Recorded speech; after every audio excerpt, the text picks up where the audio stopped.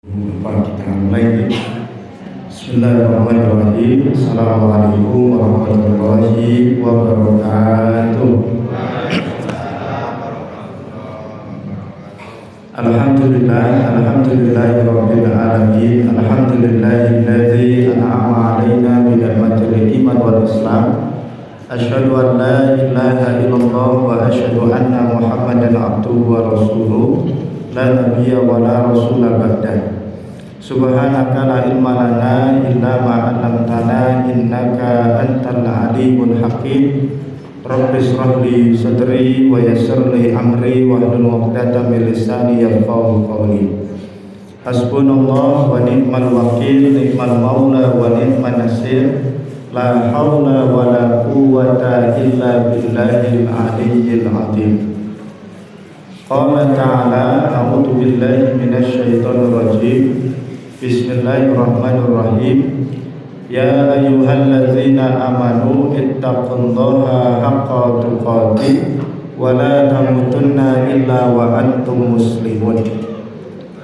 Wa qala aidan wal yahsal ladzina law taraku min khalfihim dzurriyyatan dhi'afan khafu 'alaihim falyattaqullaha wal yaqulu qawlan sadida.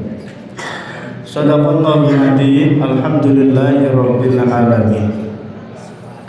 Bapak Ibu jamaah pengajian rutin Masjid Al-Ikhlas yang berbahagia, alhamdulillahirabbil alamin. Marilah kita untuk senantiasa bersyukur pada Allah Subhanahu wa taala dengan semangat la in syakartum la azidannakum wa la in kafartum inna azabi lasyadid. Bapak Ibu jemaah yang berbahagia, kita bersyukur pada Allah Subhanahu wa taala, maka insyaallah nikmat kita juga akan senantiasa ditambah. Amin ya rabbal alamin. Kita bersyukur atas nikmat iman, maka insyaallah iman kita menjadi semakin kuat. Ada godaan, insyaallah godaannya lewat. Godaannya yang lewat atau imannya yang lewat ini Bapak Ibu, mudah-mudahan imannya yang kuat. Kemudian kita bersyukur atas nikmat Islam, maka insya Allah mudah-mudahan wawasan keilmuan kita tentang Islam juga akan bertambah. Kita melihat, oh itu kok ada yang berbeda. Oh ternyata karena kita memahami ternyata ada yang boleh berbeda, ada yang boleh dalam hal furu'iyah itu berbeda, maka kita tidak menganggap yang berbeda itu sebagai musuh. Justru ini menjadi satu khazanah yang memperkaya wawasan keilmuan kita dalam hal keislaman. Maka kita bersyukur sebagai seorang muslim sehingga insya Allah wawasan keislaman kita juga akan bertambah. Amin ya rabbal alamin. Kita bersyukur atas nikmat diberikan kesehatan, maka mudah-mudahan kita juga jadi tambah sehat, tambah semangat, ngajinya pempengan kalau bahasa orang Sukoharjo, ngajinya jadi tambah lillahi ta'ala dan lain sebagainya. Kemudian kita juga bersyukur atas nikmat sempat, maka insya Allah kita akan senantiasa diberikan kesempatan untuk memperbaiki kualitas ibadah kita, untuk memperbaiki kualitas amal kita, untuk mengoreksi mungkin ada hal yang perlu kita perbaiki, ada yang kurang kita lengkapi, ada yang salah kita cari hal-hal yang benar. Karena memang manusia itu adalah tempatnya salah dan lupa, mahalul khata wa nisyan. Maka manusia itu ya harus senantiasa memperbaiki diri. Ibu bapak jamaah yang berbahagia, kita bersyukur atas begitu banyak nikmat yang rezeki, nikmat berupa rezeki, berupa apapun yang diberikan kepada kita, maka insya Allah akan berbuat menjadi amal yang soleh. Kenapa amal kita itu kadang bukan soleh, tapi amalnya salah?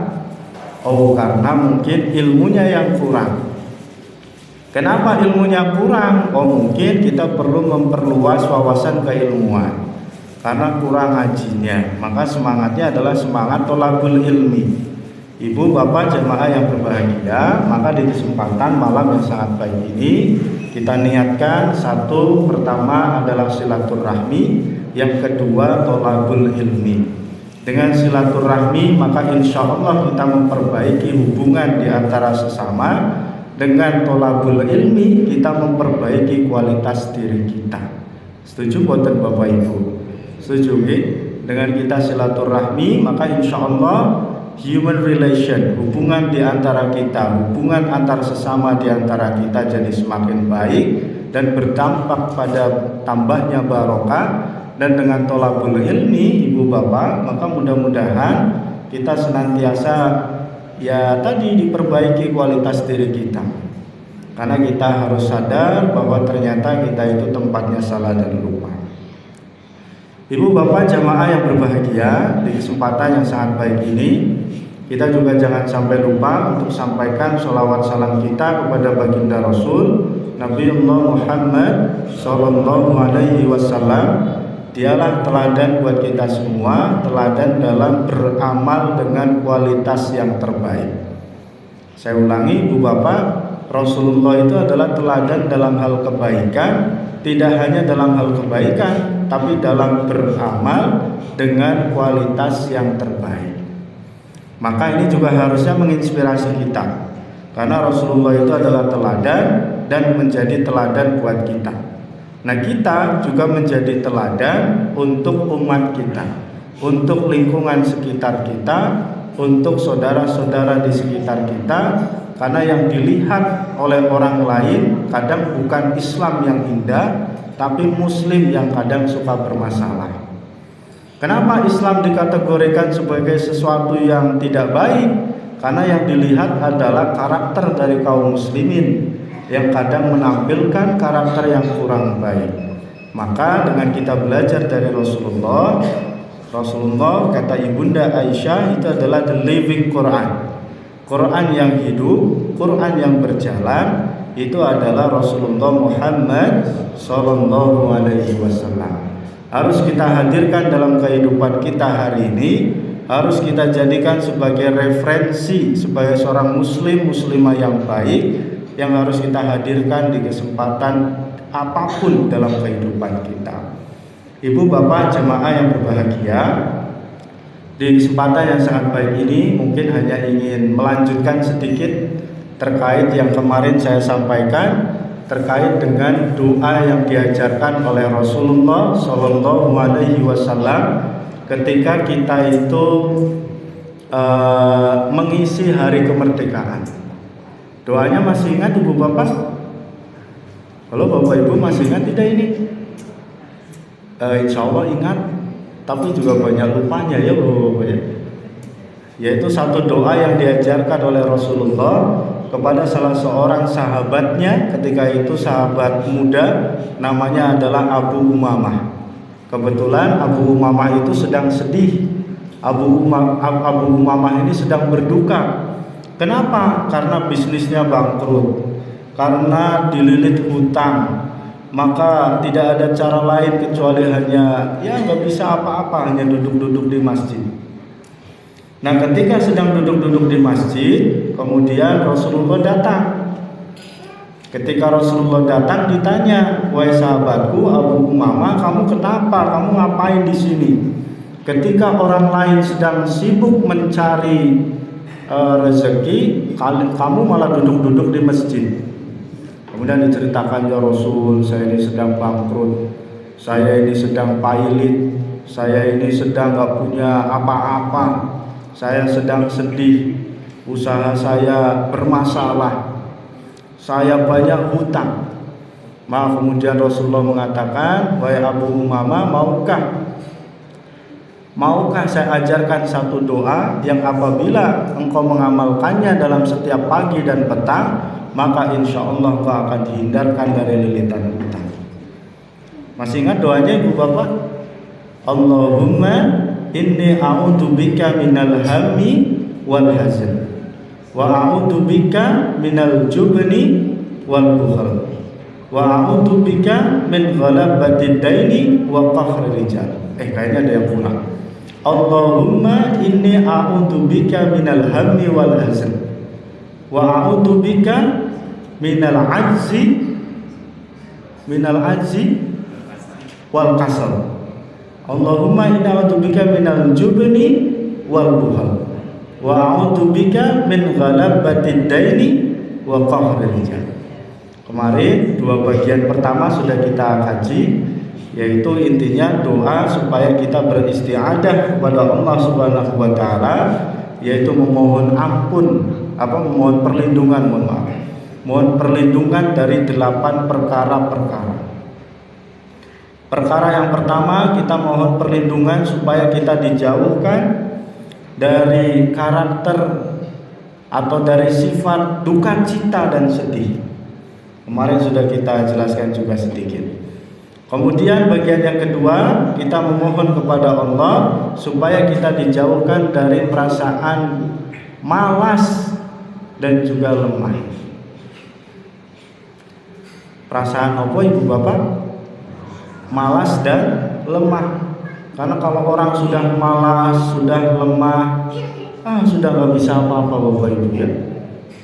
Nah, ini perlu saya ulang kembali bahwa manusia itu punya kemauan dan juga punya kemampuan. Dia punya kemauan tapi tidak punya kemampuan, ini namanya lemah. Ya. Punya kemampuan tapi tidak punya kemauan, ini namanya malas. Sudah nggak punya kemauan, tidak punya kemampuan, ini namanya ngenes bapak ibu ya.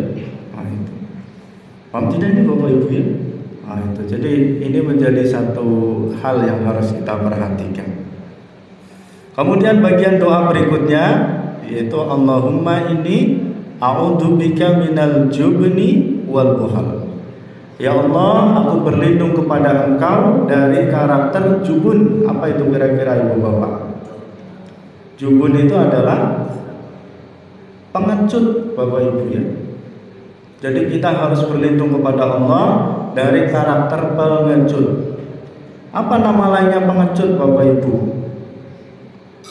Apa ya kalau bahasa Sukoharjo bapak ibu? Petantang, petenteng atau apa ya? Kalau bahasa Banjarnegara itu itaiti pak. Kemaki, ya betul juga kemaki. Ya. Nah, jadi orang pengecut. Jadi orang pengecut itu kadang banyak bunyinya, banyak komentarnya, tapi ketika disuruh beraksi, dia nggak bisa apa-apa. Nah betul bu, tong kosong nyaring bunyinya. Ya, namanya juga tong kosong ya bunyinya nyaring. Nah itulah mungkin gambaran dari pengecut. Nah kita mohon kepada Allah Subhanahu wa taala dari karakter itu. Itu supaya kita itu bisa tidak hanya sekedar tong kosong ya, kemudian nyaring bunyinya dan tidak ada isinya. Jadi kalau bisa ya nyaring bunyinya tapi ada isinya. Gitu. Sehingga tidak hanya pengecut. Kalau bahasa orang Jawa itu ada istilah nek usul mikul katanya ya bapak-bapak ya. Nek usul ya harus bisa mikul. Gitu. Kalau usul itu ya harus bisa menjadi teladan. Nah maka ini kita juga berlindung kepada Allah dari karakter pengecut ini. Maka ketika kita implementasikan dalam mengisi hari-hari kemerdekaan, karena kemarin bulan Agustus nih bapak ibu ya yang belum selesai. Nah jadi ya kita harus menjadi orang yang berani dan juga punya isinya. Tidak hanya sekedar pengecut tadi, atau tidak hanya sekedar memberikan komentar ya. Tapi katanya sekarang netizen itu jauh lebih kuat daripada demo di lapangan katanya ya Pak. Tapi ya harus tetap ada isinya. Nah itu, sehingga pepatahnya itu atau peribahasanya itu dulu itu ada istilah bapak-bapak yang kafilah berlalu itu anjing menggonggong, kafilah berlalu. Tapi sekarang tidak, anjing menggonggong ya bandem watu apa lempar apa gitu ya bapak ibu ya, supaya tahu rasa katanya ya. Nah, itu. Jadi ini kita juga harus perhatikan juga bahwa kita itu tidak boleh pengecut itu, dan kita berdoa kepada Allah supaya dihindarkan dari karakter jubun tadi. Jubni wal buhal. Kemudian karakter berikutnya yang kita mohon supaya tidak ada atau kita mohon supaya dijauhkan oleh Allah Subhanahu wa taala adalah buhal. Buhal itu bakhil. Bakhil itu apa Bapak Ibu kalau bahasa Sukoharjo? Pelit ya. Kikir. Merejehese katanya kalau kata orang Jawa Barat, ya, cap jahe katanya ya Bapak Ibu ya. Maafun ini ketika kemarin ngobrol dengan teman-teman di Jawa Barat. Jadi ya, tapi dalam konteks ini sebenarnya yang dimaksud dengan kikir itu apa? Kikir ketika dia punya kelebihan harta, tapi dia tidak mau mensedekahkan. Ketika dia punya kelebihan harta, tapi tidak mau digunakan untuk berzakat, infak dan sedekah. Ketika ada temannya, saudaranya yang membutuhkan, tapi tidak digunakan untuk membantu temannya yang membutuhkan itu. Nah, maka kita memohon kepada Allah supaya dijauhkan dari karakter kikir, karakter pelit, atau karakter ya apapun lah, kalau kita diberikan kelebihan tapi kita tidak mau memberikan. Dalam konteks sempit, dalam konteks dalam hadis ini memang itu. Dalam konteks yang lebih umum, Bapak Ibu, ini juga perlu. Ya, mungkin ilmu, kita punya ilmu, ya kita perlu menyampaikan ilmu kita. Kita punya waktu luang, maka juga perlu kita sempatkan waktu luang ini untuk membantu tetangga. Kemarin pas waktu 17-an ada kerja bakti. Nah, kita nggak ngapa-ngapain, waktu luang, kira-kira datang kerja bakti atau tidak Bapak Ibu? Halo Bapak Ibu, datang tidak? Datang ya, meskipun hanya ngangkat-ngangkat umbul-umbul lah, nggak apa-apa ya Bapak Ibu ya. Kemudian kita punya apa lagi Bapak Ibu ya? Tempat misalnya ya, kita punya kelonggaran tempat, kita gunakan untuk rapat, kita gunakan untuk majelis ilmu, kita gunakan untuk anak-anak TPA untuk ngaji. Kita juga punya waktu, kesempatan untuk memberikan ilmu kepada ananda-ananda kita. Nah, seperti itu. Termasuk doa Bapak Ibu. Termasuk apa Bapak Ibu? Doa. Kita pengen didoakan atau tidak Bapak Ibu? Pengen. Tapi kita suka mendoakan orang lain tidak? Saya kemarin baru saja ngobrol dengan teman Pak Bu. Ngobrol dengan sesama teman dosen di kampus itu, kita bercerita banyak tentang kualitas mahasiswa, kualitas lulusan anak-anak kita hari ini. Kita ngobrol tentang bagaimana generasi kita hari ini. Teman saya ini kemudian tiba-tiba mengatakan, kenapa kita hari ini menjadi anak yang baik, menjadi anak yang soleh dan solehah? Kita menjadi senang ngaji, kita senang dengan kebaikan dan lain sebagainya. Dan ketika kita lihat anak-anak kita, kenapa anak-anak kita kadang suka bikin ngelus-ngelus duduk? Karena memang kadang suka memprihatinkan. Maka teman saya mengatakan, karena dulu guru-guru kita, ustadz-ustadz kita itu senang mendoakan kita Bapak Ibu. Saya ulangi Bapak Ibu, kenapa kita itu menjadi orang baik, orang soleh mungkin hari ini? Karena kita sering didoakan oleh guru-guru kita, sering didoakan oleh dosen-dosen kita. Nah, hari ini kenapa kualitas siswa kita, mahasiswa kita seperti itu? Jangan-jangan karena kita kurang mendoakan mereka Bapak Ibu. Padahal yang kita inginkan dari generasi kita ini, kalau kita sebagai seorang bapak, sebagai orang tua, ada 3 amalan yang ketika kita meninggal tidak akan terputus. Yang pertama apa Bapak Ibu? Shadaqatin jariyatin. Yang kedua, ilmu yang bermanfaat. Yang ketiga, anak soleh yang mendoakan orang tua. Kita pengen didoakan oleh anak kita, tapi kenapa kita itu tidak mendoakan mereka Bapak Ibu? Ini yang mungkin dalam bahasa Al-Quran, dalam Quran surah Al-Mutaffifin, ini juga disebut sebagai orang yang curang. Kita sebagai orang tua pengen didoakan oleh anak-anak kita. Tapi hari ini kenapa kita tidak mendoakan anak-anak kita juga? Maka kemudian saya jadi tertegun, Pak. Jangan-jangan betul. Karena saya kurang mendoakan siswa-siswa kita. Karena saya kurang mendoakan mahasiswa-mahasiswa saya. Padahal guru-guru kita, sehingga menyebabkan kita jadi seperti ini, mungkin juga karena guru-guru kita yang suka mendoakan kita.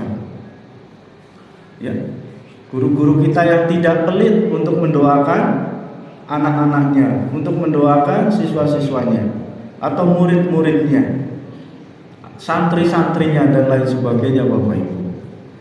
Ya. Jadi Bapak Ibu, ini juga kita jangan sampai pelit untuk mendoakan. Mungkin iya kita tidak pelit secara materi, tapi jangan-jangan yaitu tadi, oh iya ada yang lupa ternyata. Yaitu supaya kita juga udahlah gampang saja lah Bapak Ibu ya. Kita doakan generasi kita. Ada doa itu yang sangat bagus di dalam Quran surah Al-An'am, surat An-Naml ayat ke-10. Rabbi auzi'ni an askura nikmataka allati an'amta alayya wa ala walidayya wa an a'mala salihan tardahu wa adkhilni bi rahmatika fi ibadika salihin. Coba Bapak Ibu, ini doanya. Ya Allah, mudahkanlah saya menjadi orang yang bersyukur, yang berbakti kepada kedua orang tua, dan masukkanlah kami ini dengan rahmat-Mu termasuk golongan orang-orang yang soleh. Jadi itu tadi, kita menjadi orang yang berbakti kepada orang tua, tapi kita sendiri juga menjadi orang yang soleh. Ya, jadi orang tua juga mendoakan kepada anak-anaknya. Nah, jadi ibu bapak jamaah yang berbahagia, ini juga yang mungkin disebut sebagai karakter mungkin bakhil atau pelit. Pelit itu tidak hanya sekedar masalah materi, tapi juga mungkin doa kita juga perlu evaluasi Bapak Ibu ya. Atau dalam skala terkecil, bapak-bapak, ibu-ibu suka mendoakan anak kita atau tidak Bapak Ibu? Kita sebagai anak suka mendoakan orang tua kita atau tidak Bapak Ibu? Seberapa sering? Nah ini, jadi mungkin ini menjadi masukan buat kita semua. Termasuk saya juga jadi kadang kemarin ketika ngobrol, wah benar juga ini. Jangan-jangan kenapa mahasiswa saya kok susah diatur, lulus-lulus, dikasih tahu modelnya ya wangel. Oh jangan-jangan karena kurang didongani Pak ya. Nah itu. Mungkin kita di rumah kenapa anak-anak kita kok ya susah, angel tumungi, kon ojo dolanan HP malah peng-pengan. Oh jangan-jangan karena kurang didongani. Nah itu ya Bapak Ibu ya. Nah, jadi Bapak Ibu jamaah yang berbahagia, jadi kita memohon kepada Allah dari karakter bakhil tadi. Kemudian yang berikutnya, kita juga berlindung kepada Allah dari lilitan hutang dan juga dari di bawah kekuasaan orang lain, atau nama lainnya adalah penindasan, nama lainnya itu adalah kolonialisasi, atau hilangnya nopo Bapak Ibu kemerdekaan. Karena ternyata ada kaitannya. Ketika orang terlalu banyak hutang, maka biasanya akan dikendalikan oleh orang yang menghutangi. Dalam skala yang lebih besar, ketika suatu negara punya banyak hutang, ketergantungan hutang kepada suatu negara, maka biasanya negara yang hutang akan dikendalikan oleh yang menghutangi. Nah ini di Indonesia banyak hutang atau nggak punya hutang nih Bapak Ibu? Halo Bapak Ibu, wah hutangnya malah banyak banget itu Ustaz. Nah maka kita juga harus khawatir. Kalau khawatir ya kita harus berdoa dengan doa ini. Kalau seandainya Presiden Prabowo minta nasihat ke saya, gimana nih kalau kita terlalu banyak lilitan hutang? Bacalah doa yang diajarkan Rasulullah. Ya. Tapi karena enggak ya nggak mungkin ini ya Bapak Ibu ya. Nah, Ya, karena ketika anak muda namanya Abu Umamah, dia membaca doa, dia bekerja keras, maka 1 bulan kemudian datang kepada Rasulullah.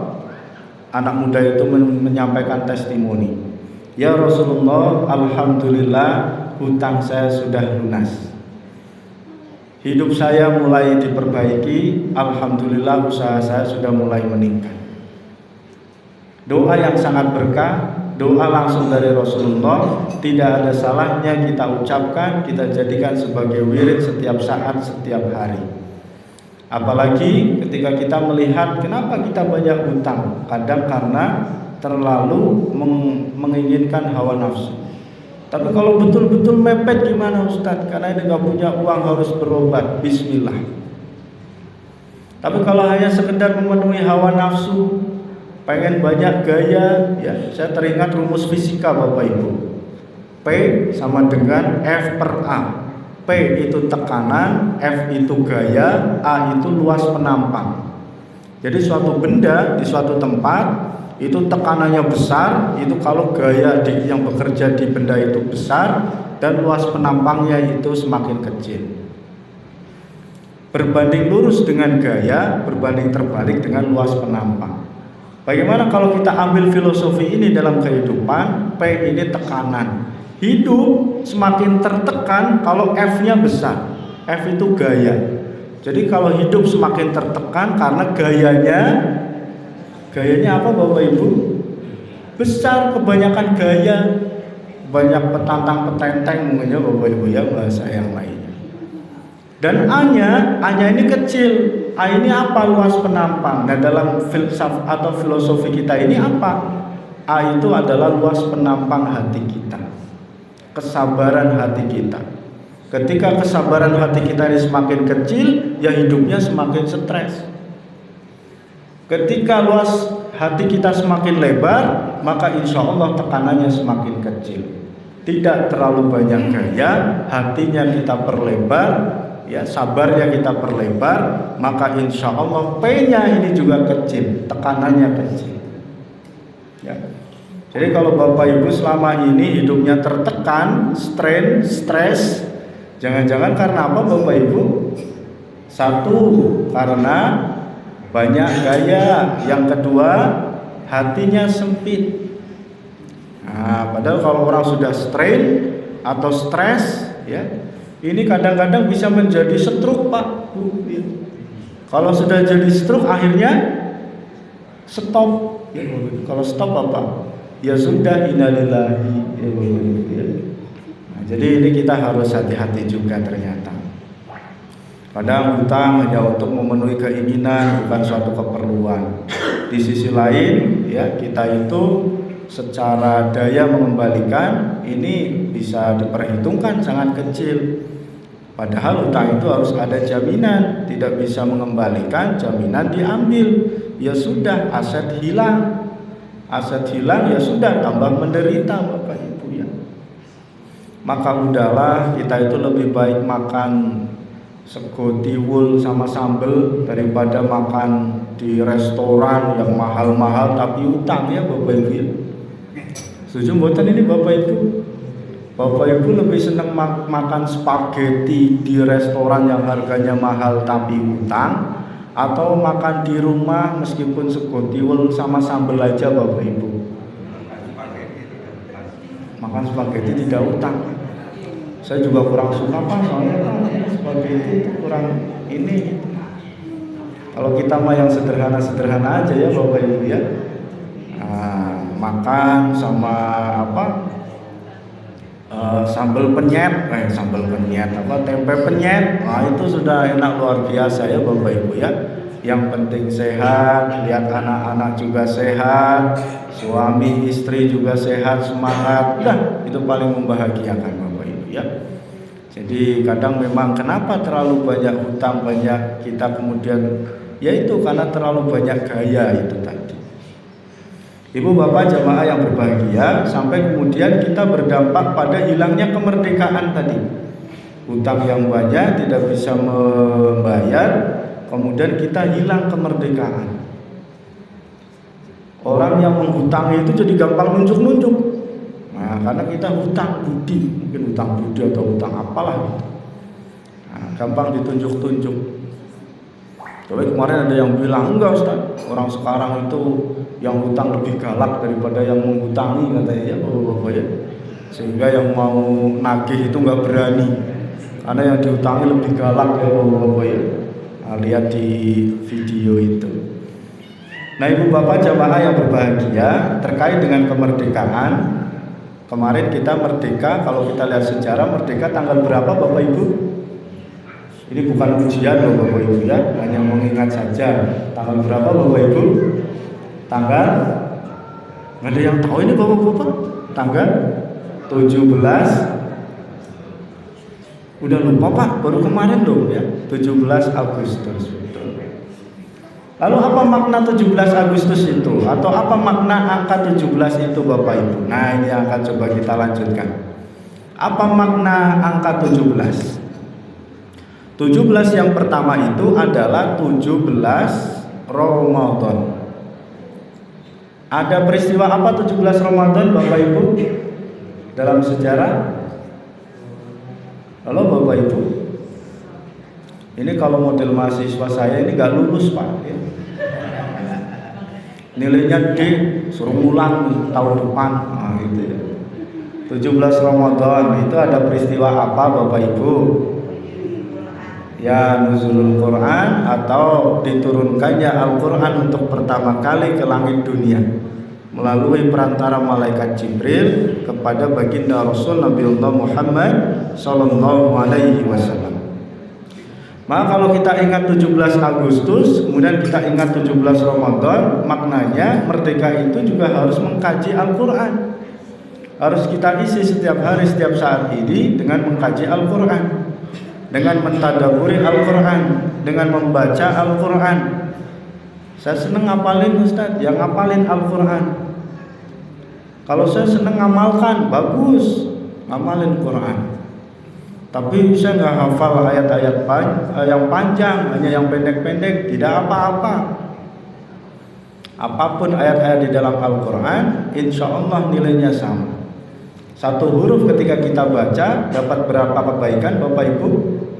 10 kebaikan. Kalau kita membaca satu lembar, ada berapa kebaikan Bapak Ibu? Halo Bapak Ibu, tolong dijawab, ada berapa? Banyak kebaikan. Jadi saya yakin insya Allah Bapak Ibu ini orang baik. Orang baik apa buatan ini Bapak Ibu? Orang baik insya Allah. Nah, jadi maknanya 17 Agustus. Kenapa 17 Agustus? Kita bisa mengambil makna. Ingat juga 17 Ramadan. Artinya supaya kita semangatnya belajar. Karena Al-Quran berakar dari kata Iqra. Iqra itu artinya membaca. Al-Quran artinya adalah bacaan. Membaca apa? Membaca buku, membaca ilmu, membaca apapun harus kita baca. Melakukan research, melakukan penelitian, ini juga bagian dari membaca. Maka semangatnya itu adalah semangat literasi, supaya kita terhindar dari yang namanya kebodohan Bapak Ibu. Maka merdeka itu sebenarnya adalah merdeka dari kebodohan, yaitu dengan kita belajar Quran, belajar membaca, belajar literasi dan lain sebagainya.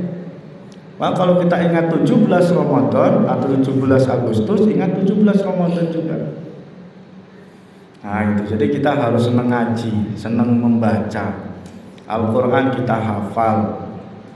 Apalagi Al-Quran itu adalah obat. Ya ayyuhan nas, qad ja'atkum mau'idhatun min rabbikum wasyifaa'un lima fis sudur wa hudaw wa rahmatun lil mu'minin. Quran surah Yunus ayat 57. Paling atas sebelah kiri. Nah, ini kalau Ustaz tadi hidayatnya Bapak Ibu. Wahai manusia, telah datang kepada kalian nasihat terbaik dari Tuhanmu, Tuhan kalian.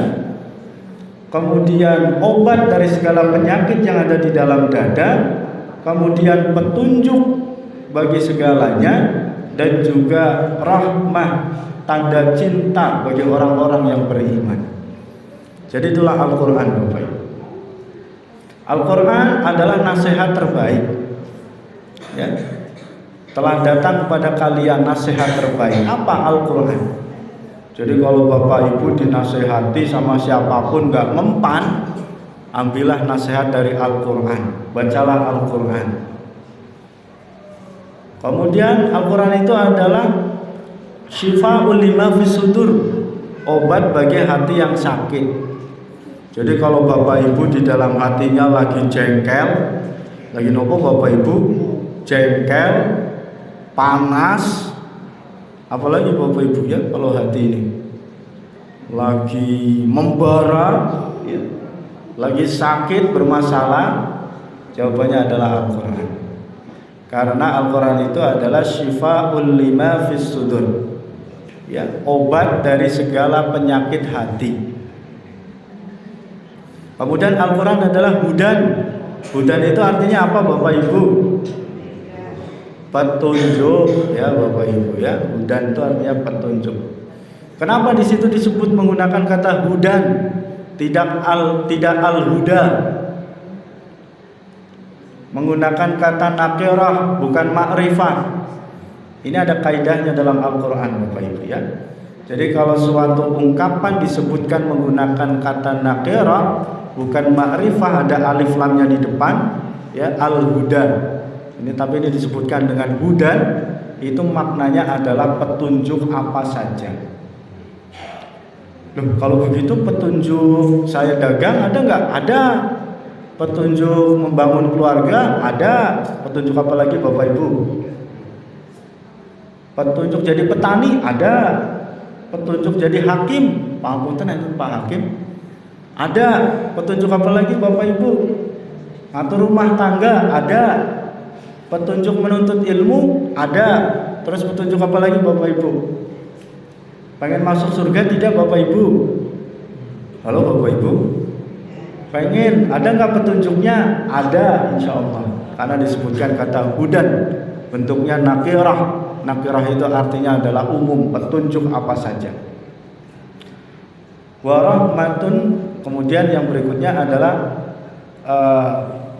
warahmatul lil mu'minin, atau rahmat bagi orang-orang yang beriman. Al-Quran itu adalah rahmat bagi orang-orang yang beriman. Wujud cinta dari Allah kepada orang-orang yang beriman. Bapak ibu pernah jatuh cinta nama buatan bapak ibu pangapunten? Yang anak-anak nggak usah jawab ya. Ini bawa bapak dan ibu-ibu saja. Pernah jatuh cinta nama buatan bapak ibu? Kalau kita cinta dengan pasangan kita, kalau zaman dulu kan suka surat-suratan. Ya saya sih belum pernah Pak Bu ya, tapi diceritain. Katanya suka surat-suratan. Dapat surat itu senang atau tidak dari yang kita cintai bapak ibu? Atau dapat SMS dari yang kita cintai, senang tidak bapak ibu? Bapak ibu mah ditanya ini dijawab Pak. Umum pertanyaannya gampang. Senang tidak bapak ibu kalau kita mendapat WA misalnya dari yang kita cintai? Misal dari suami, Assalamualaikum bidadariku. Senang tidak bu? Halo bu, senang? Kayaknya dramatis nih Pak mau jawab. Mau bilang senang jadi orang, itu. Tapi senang Pak. Aslinya ketika kita mendapatkan surat cinta atau surat apapun dari yang kita cintai, termasuk Allah Subhanahu wa Ta'ala, memberikan warahmatul lil mu'minin, tanda cinta kepada orang beriman, yaitu berupa Al-Quran. Harusnya kita senang tidak bapak ibu? Kalau bapak ibu senang tidak ini? Senang. Harusnya kita senang. Tapi kita selama ini senang tidak bapak ibu membaca Al-Quran? Padahal itu surat cintanya Allah kepada kita loh. Ya. Nah itu harusnya kita senang. Ya. Kalau seandainya saya yang jadi Gusti Allah Pak, sudah dikasih Quran kok gak dibaca, ya. Atau ginilah bapak ibu, ada orang yang cinta kepada kita, tapi atau WA ke kita, tapi WA-nya gak dibales, jengkel atau tidak bapak ibu? Ibu di rumah WA bapak-bapak, Pak di mana? Gak dibales Pak. Pak sampai mana? Nggak dibales lagi. Kira-kira ibunya jengkel apa mboten Bapak Ibu? Jengkel. Gusti Allah juga gitu, Pak. Gusti Allah ngasih Quran. Qurannya nggak dibaca. Jengkel apa mboten kira-kira Bapak Ibu? Harusnya jengkel. Kalau seandainya saya yang jadi Gusti Allah, Pak, langsung saya azab gitu semuanya ya. Untung yang jadi Gusti Allah itu Gusti Allah, Pak, ya. Sehingga bisa begitu rahmahnya sangat tinggi dan luar biasa. Nah, tapi ini menjadi satu, berarti kalau kita ingat 17 Agustus, kita juga ingat 17 Ramadan. Di situ ada peristiwa turunnya Al-Qur'an. Al-Quran itu isyarat supaya kita belajar, supaya kita terhindar dari kebodohan-kebodohan, terhindar dari tidak adanya petunjuk, dan kita akan senantiasa mendapatkan petunjuk dalam segala aspek kehidupan. Lalu 17 kedua, kira-kira 17 kedua apa Bapak Ibu? 17 rakaat, betul. Apa maknanya? 17 rakaat itu adalah jumlah rakaat kita dalam sholat sehari semalam, itu yang wajib. Apa maknanya? Maknanya adalah ibadah. Jadi orang merdeka itu adalah merdeka dalam ibadah. Ibadah itu bisa ada dua makna. Ibadah maqdha, ibadah ghairul maqdha. Ibadah maqdha itu hubungan hablum minallah. Ibadah ghairul maqdha adalah hubungan antar sesama. Ibadah kepada Allah kita laksanakan dengan sholat 5 waktu. Kita laksanakan ketika bulan Ramadan, kita puasa Ramadan. Ketika kita punya banyak kelebihan harta, kita tunaikan zakat. Kemudian apalagi ibu-ibu, bapak-bapak, ketika bulan haji kita melaksanakan ibadah haji. Insya Allah ini bagian dari ibadah maqdha dalam rangka menjalin hubungan baik dengan Allah Subhanahu wa taala secara vertikal. Jadi ketika kita mengisi kemerdekaan ya yang diingatkan dengan 17 Agustus tadi, ya kita harus meningkatkan kualitas ibadah. Salat, nah kira-kira salatnya khusyuk tidak? Wah, kalau itu saya kena juga ini Pak ya. Ketika lagi sholat tiba-tiba ingat, wah nah ini nggak khusyuk nih kalau begini nih. Apalagi kalau urusannya banyak tambah lagi. Orang lagi sholat kunci aja bisa ketemu ya Bapak Ibu ya. Wah tadi kunci di mana ya? Allahu Akbar, oh neng dhuwur meja ternyata. Ingat Pak ya kadang-kadang. Nah jadi ini bagian dari ikhtiar kita bersama dalam rangka memperbaiki kualitas ibadah kita. Kemudian ibadah kita dengan sesama, hubungan kita dengan sesama, hablum minan nas. Bagaimana kita berinteraksi selama ini dengan tetangga? Tetangga komentarnya apa dengan kita? Saya jengkel dengan Pak A misalnya. Bagaimana komentar teman kita ketika kita berinteraksi? Jadi orang kok sombong banget misalnya. Ya, dan lain sebagainya. Maka ini juga bagian dari hal yang harus kita evaluasi dalam rangka membangun interaksi di antara sesama, dalam rangka membangun persatuan. Nah, ini dalam bahasa kenegaraan ini Bapak Ibu, membangun persatuan. Bersatu kita teguh, bercerai kawin lagi Pak. Oh, Bapak-bapak ini mah salah konteks ya. Bersatu kita teguh, bercerai kita runtuh Pak ya. Bukan yang lain. Nah ini nanti ya, ini ibu-ibu nggak setuju kalau dibahas ya. Nah itu. Jadi semangatnya adalah bagaimana kita membangun interaksi antar sesama, ya interaksi human relation. Bagaimana menghadirkan kepemimpinan yang baik. Saya teringat, mungkin saya lupa sudah menyampaikan di sini atau belum. Dalam teori kepemimpinan Bapak Ibu, kata kunci dari kepemimpinan itu adalah human relation. Kata kunci dari human relation adalah communication atau komunikasi. Kata kunci dari komunikasi adalah kejujuran. Jadi kalau orang jujur, insya Allah komunikasinya baik. Tidak dibuat-buat, tidak ditambah-tambah, ya apa adanya disampaikan jujur. Ketika komunikasinya baik, maka human relation di antaranya itu juga akan baik. Interaksi sosialnya baik, berkomunikasi, kemudian bekerja sama, berkolaborasinya juga baik. Ini karena human relationnya baik, komunikasinya baik, yang berawal dari kejujuran. Nah, nanti ketika hubungan antar sesama ini baik, maka ketika menjadi pemimpin juga pemimpin yang baik. Jadi kalau hari ini kita melihat kenapa kepemimpinannya bermasalah, maka hubungan antar sesamanya mungkin bermasalah. Kenapa hubungan antar sesamanya bermasalah? Karena komunikasinya bermasalah. Kenapa komunikasinya bermasalah? Lihat aja ada kejujuran atau tidak. Ya. Jadi ketua RT, pangapunten Pak Ketua RT, kalau ada, ya, jangan ketua RT lah, Pak Lurah saja yang nggak ada di sini ya. Jadi lurah misalnya. Oh, apa nopo enten Pak Lurah? Oh, pangapunten ganti mawon kalau begitu. Jadi Pak Camat misalnya, ya. Jadi Pak Camat kok bermasalah. Lihat aja hubungan antar sesamanya. Di keluarganya bermasalah. Dengan anaknya aja nggak akur. Dengan tetangga tawuran terus. Ya, rakyatnya demo terus. Dan lain sebagainya. Komunikasinya juga bermasalah.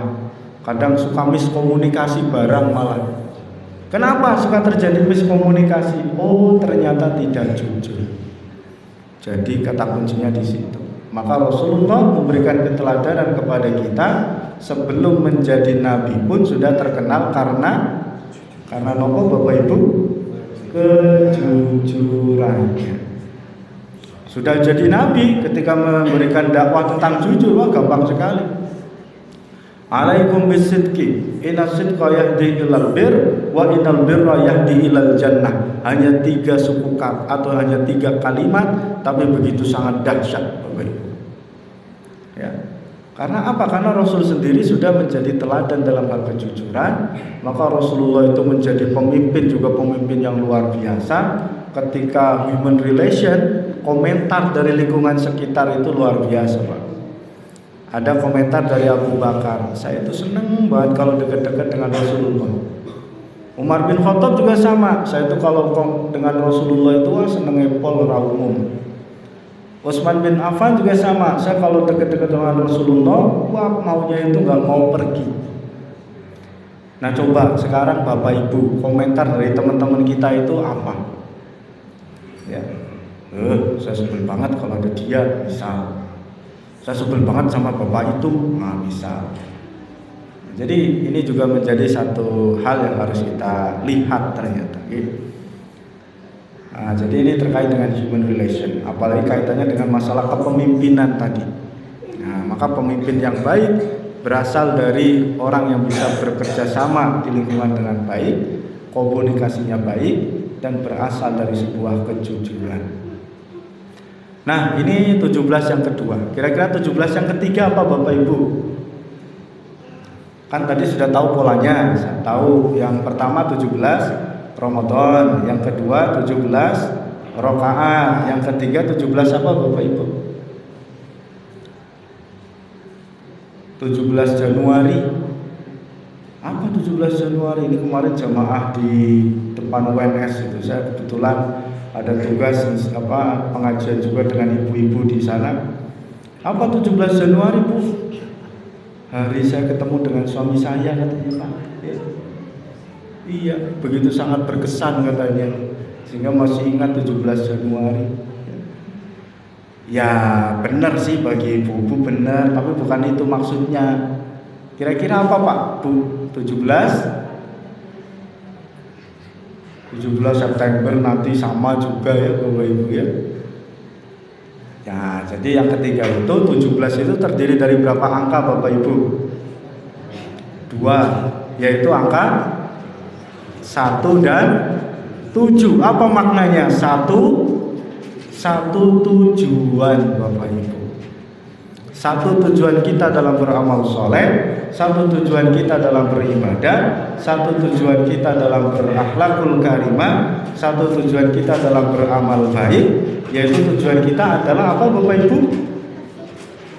Kalau satu tujuan itu tujuannya kepada siapa? Ya betul, lillahi ta'ala. Jadi satu tujuan kita itu adalah ikhlas lillahi ta'ala. Karakter yang muncul adalah keikhlasan. Ibadah tidak diterima kecuali dengan ikhlas. Sedekah tidak diterima kecuali dengan ikhlas lillahi ta'ala. Jadi yang dimaksud dengan 17 terdiri dari dua angka 1 dan 7. Maknanya adalah satu tujuan. Saya teringat dulu ketika merumuskan Pancasila, Bapak Ibu. Ketika di Jakarta sudah disahkan Piagam Jakarta, sila pertama sila pertama itu kan bunyinya apa, Bapak Ibu? Ketuhanan dengan menjalankan syariat Islam bagi pemeluk-pemeluknya. Ini sudah disahkan, tinggal dipakai. Tiba-tiba ada dari usulan dari Indonesia Timur mengatakan kalau seandainya Piagam Jakarta ini disahkan, maka kami di Indonesia Timur akan membuat negara sendiri. Nah, Insinyur Soekarno rasan-rasan sama Ki Bagus Hadikusumo. Sinten Bapak Ibu? Ki Bagus Hadikusumo. Ki Bagus kemudian lah terus piye wong wis iki arek Ki Bagus Hadikusumo itu sholat 2 rakaat. Habis sholat 2 rakaat dia menemukan ide. Oke, baik, Pancasila ini kita rubah ketuhanan dengan menjalankan syariat Islam bagi pemeluk-pemeluknya, dengan sampai terakhir itu kita hapus. Tapi saya usul harus diganti. Apa? Ketuhanan yang Maha Esa. Sampai saat ini kan Bapak Ibu, hingga menjadi Pancasila, sila pertama itu ketuhanan yang Maha Esa. Esa itu apa Bapak Ibu? Satu. Jadi Tuhan itu hanya satu. Siapa yang Tuhannya hanya satu Bapak Ibu? Islam. Maka Ki Bagus mengatakan, meskipun tidak ada kata Islam di situ, tapi insya Allah yang relevan dengan Pancasila sila pertama ini adalah hanya Islam. Kristen yang nggak bisa, orang Tuhannya 3 ya Bapak Ibu. Tuhan Anak, Tuhan Bapa, Tuhan Ibu. Mungkin nanti ada Tuhan Aman, ya, dan lain sebagainya. Kalau Buddha ya nggak bisa. Orang Buddha itu menuhankan manusia, Siddhartha Gautama. Kalau Hindu, Hindu lagi. Dewanya banyak. Dewa Ular, Dewa Siwa, Dewa Brahma, ya, Dewa 19, Dewa United barang ya Bapak-bapak ya. Bapak-bapak ngertos Dewa United boten iki Bapak-bapak.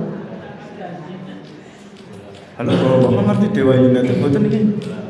Ya, sepak bola, tim bola. Nah, iya, maka yang relevan dengan sila pertama ini yakin lillahi ta'ala adalah Islam. Karena apa? Esa, satu tujuan kita, yaitu Allah Subhanahu wa ta'ala. Maka semangatnya adalah keikhlasan. Maka ketika kita mengisi kemerdekaan ini juga bagian dari keikhlasan kita. Memperbaiki hati kita lillahi ta'ala. Maka lillahi yanmu. Barang siapa mengerjakan segala sesuatunya karena Allah, yanmu. Yanmu itu kalau kata orang Sukoharjo itu ngeremboko. Apa Bapak Ibu? Ngeremboko. Bahasa Indonesianya itu adalah apa ya? Ngeremboko ya. Ngeremboko ngertos mboten Bapak Ibu? Bahasa Indonesianya itu merekah. Nah, ini. Kayak bunga itu loh Bapak Ibu kan, merekah, ngeremboko. Jadi ketika sesuatu yang dikerjakan lillahi ta'ala, pasti insya Allah akan yanmu, akan berkembang, akan ngeremboko ya, dan lain sebagainya, akan tumbuh berkembang, tumbuh meluas. Insya Allah kalau kita dasari dengan ikhlas lillahi ta'ala. Nah, karena sudah ikhlas lillahi ta'ala, maka sudah saya cukupkan sampai di sini Bapak Ibu ya. Takut nanti kalau dilanjutkan jadi tidak ikhlas ya Bapak Ibu ya. Nah, jadi ini sebagai syarat dari doa dari Rasulullah. Kemudian kenapa kita hari kemerdekaan kok 17 Agustus, dan saya pikir tidak ada yang kebetulan. Ini adalah takdir, ini adalah hikmah yang diberikan oleh Allah Subhanahu wa taala bahwa di Indonesia ini 17 Ramadan kita harus senang belajar, senang berliterasi, senang mengkaji ilmu, senang belajar Al-Qur'an. Yang kedua 17 rakaat, yaitu supaya kita itu memperbaiki ibadah kita. Karena tujuan manusia itu ya untuk beribadah. Wa ma khalaqtul jinna wal insa illa liya'budun. Tidaklah menciptakan jin dan manusia kecuali untuk beribadah kepada Allah Subhanahu wa taala. Maka sangat disayangkan kalau kita itu sudah jadi manusia tapi mengabaikan ibadah. Padahal tugas kita itu adalah ibadah. Kemudian yang ketiga, tadi apa Bapak Ibu yang ketiga? Satu tujuan. Maknanya adalah ikhlas lillahi ta'ala. Bahwa kita itu harus ikhlas lillahi ta'ala, mengerjakan apapun lillahi ta'ala. Ketika ada masalah juga bismillah lillahi ta'ala. Maka selain juga pasrah, kita juga berikhtiar semata-mata karena Allah Subhanahu wa ta'ala. Coba bayangkan dulu para pahlawan Bapak Ibu, kalau tidak ikhlas apa yang terjadi Bapak Ibu? Ya, tidak kalah karena Allah. Padahal kita itu dulu ketika perang senjatanya apa Bapak Ibu? Senjatanya katanya bambu runcing. Ya. Nah itu coba bambu runcing melawan pistol. Wah itu kan kalau bukan karena lillahi ta'ala, kekuatan apa lagi? Maka betul apapun kejadiannya, apapun ikhtiar kita, bismillahirrahmanirrahim ta'ala. Surat Al-Ikhlas, kenapa namanya surat Al-Ikhlas? Ada tidak perkataan Al-Ikhlas dalam surat Al-Ikhlas Bapak Ibu? Kalau Bapak Ibu tolong dijawab lah ini ya. Ya ini nanti saya jadi nggak ikhlas ini Bapak Ibu ya. Kenapa surat Al-Ikhlas tidak ada kata Al-Ikhlas? Karena disitulah esensi. Tidak mesti disampaikan, tapi hakikatnya itu. Dan surat Al-Ikhlas bicara tentang Qul huwallahu ahad, Allah yang satu. Muaranya kepada Allah yang satu. Nah, jadi itu Ibu Bapak jemaah yang berbahagia, sebagai satu kesimpulan dan sebagai satu kita bisa mengambil hikmah dari doa yang diajarkan oleh Rasulullah dan dari peristiwa kemerdekaan ya, makna 17 dari 17 Agustus. Mudah-mudahan bermanfaat Ibu Bapak jemaah yang berbahagia. Saya sangat senang sekali bisa bersilaturahim dengan Bapak Ibu sekalian. Mudah-mudahan yang kita sampaikan bisa kita jadikan sebagai ilmu yang bermanfaat dan bisa mendatangkan barokah bagi kita semua. Kurang lebihnya mohon dimaafkan. Ibu Bapak, nasrul minallah wa fathun qarib wa basyiril mu'minin. Wassalamualaikum warahmatullahi wabarakatuh.